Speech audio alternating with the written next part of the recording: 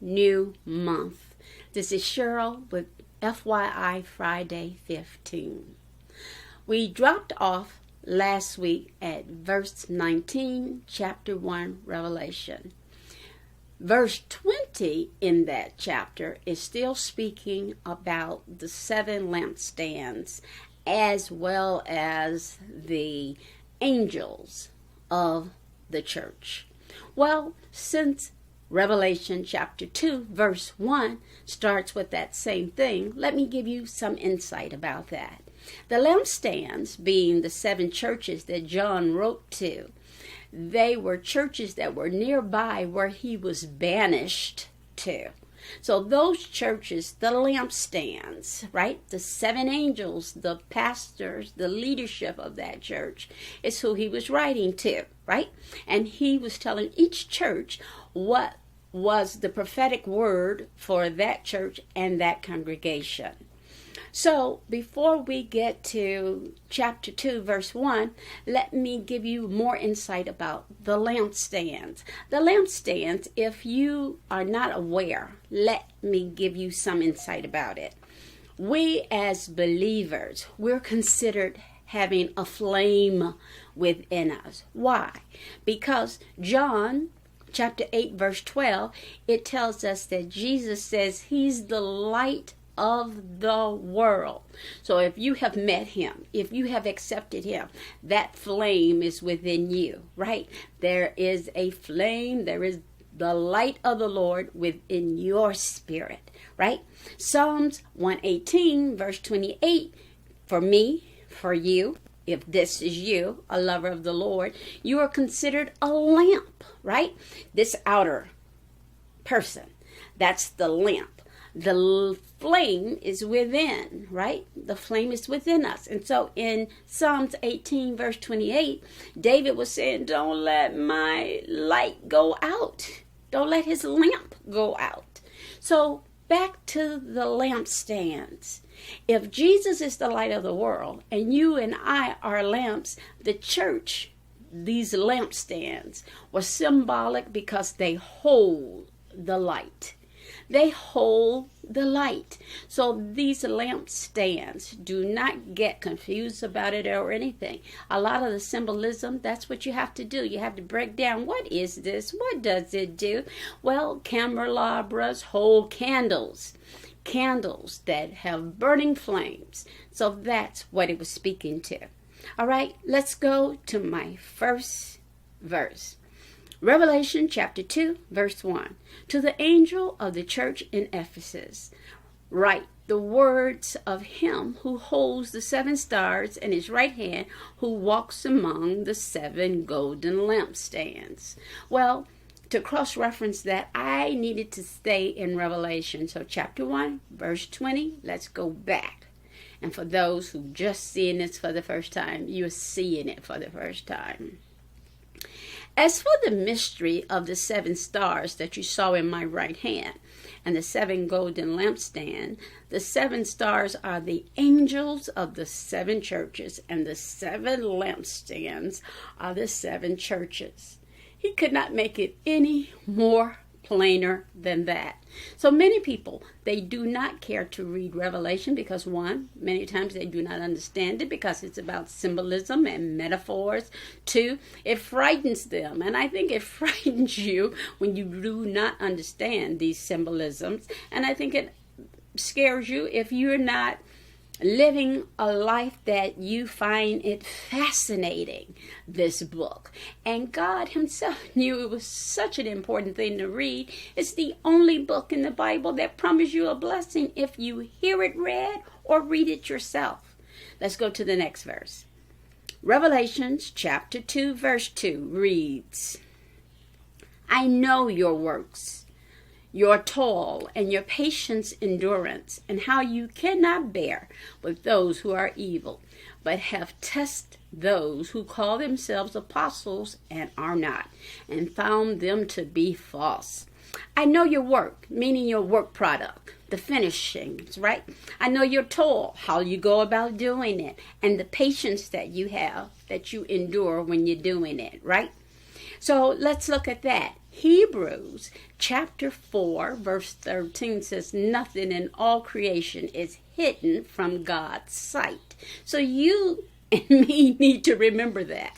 There's nothing you could do, nothing you are saying that is not seen and heard, because it says here, nothing in all creation is hidden from his sight. So this particular church, he knew their finished work. He knew how they went about it. He knew in what spirit they did it in. So let's go to the cross reference for it. 1 John 4 and 1. Beloved, do not believe every spirit, but test the spirits to see whether they are of God, from God.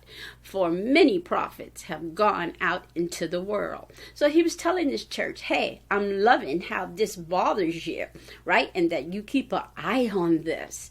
Let's go to another cross-reference. Galatians chapter 1, verse 7. Not that there is another one, but there are some who trouble you and want to distort the gospel of Christ. So this church was doing great in that area. So these are cross references. There's more, but again, 15 minutes. How much do you think I really can give you in this amount of time? All right, let's go to our next one. Revelation chapter 2, verse 3 reads like this. I know you are enduring patiently and bearing up for my name's sake, and you have not grown weary. This sounds like a fantastic church, doesn't it? Here's the cross reference. Hebrews chapter 10, verse 36. For you have need of endurance, so that when you have done the will of God, you may receive that is promised. So he tells them, I know you are enduring patiently and bearing up for my name's sake. You have not grown weary. Oh my goodness, they're really doing well. Galatians chapter 6 verse 9 cross-reference says this, and let us not grow weary of doing good, and in due season we will reap if we do not give up. Listen, we need endurance. Those who love the Lord, those who are aiming to do the work to get people's attention. Hey, I can help you to understand the Bible. Or for those who are doing the work of out on the field, going to the battleground, with blowhorns trying to get people saved, right? Because there's different levels. Drawing them, teaching them, edifying them, and you can get weary in this work. And it was saying to them that I see that you're doing well, that you're dealing great and patient, and you're doing it in my namesake, and you have not grown weary. But the cross references I gave you, it says you are in need of endurance, because this is a weary work. That's why it's called kingdom work. There's nothing about it that's glamorous. Are there people who want to preach? Is there people who want to get in front of the camera? Yeah. But if you are really real about getting people saved and their understanding to grow, it is kingdom work. Let's go to our next verse. Revelation chapter 2, verse 3. Oh, that's what I just read. So our last verse, Revelation chapter 2, verse 4. But I have this against you. Uh-oh. The same church that was hitting all tens done went to a 0. But I have this against you, that you have abandoned the love you had at first. If I was to put verse 5 into here, it says, go back and do the first works over. The Lord looks at the relationship between the church and himself like a wedding, a groom and its bride. Here, this church was doing all things well until he got to the place he said, but I see that your love, it hath turned, it done went left. So let's look at the cross references.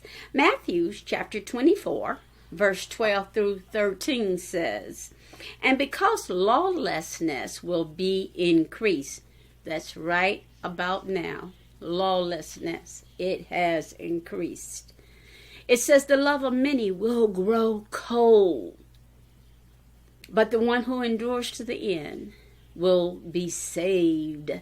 So this church love started waning. Something happened. They were on point, but then they started to lose that vigor. Let's go to the next cross-reference.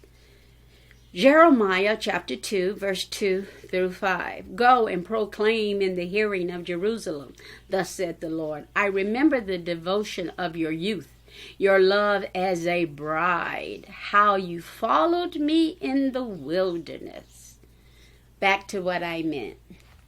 He looks at his relationship like a husband and a wife, a groom and a bride. And if you ever been married, then you know there's such excitement as a bride. And over time, unfortunately, you can feel just like a wife and no longer that bride. And that's what he was telling this church. Go back. Do the first works over, because your love for me have gotten stale. So today, we have gone over Revelation chapter 2, verse 1 through 4. I also threw in there verse 20 from chapter 1 of Revelations. So there you have it for today, that it's still letters to the 7 churches, but this particular time we're in chapter 2, verse 1 through 4. May your love stay strong. May it stay vigorous. May you stay like a bride in the things of God, because there's none like him nowhere. So I hope you have a beautiful December. I love this month, and you can imagine why, because he is the reason for the season, and I adore him with everything within me. So right after me, the sinner's prayer. It is earmarked in the name of Ronald, who we call Ronnie, and some called Ron. I hope you have a beautiful week, and I'll see you next Friday. I'm Cheryl, and this is FYI Friday, 15-minute Bible study. See you later.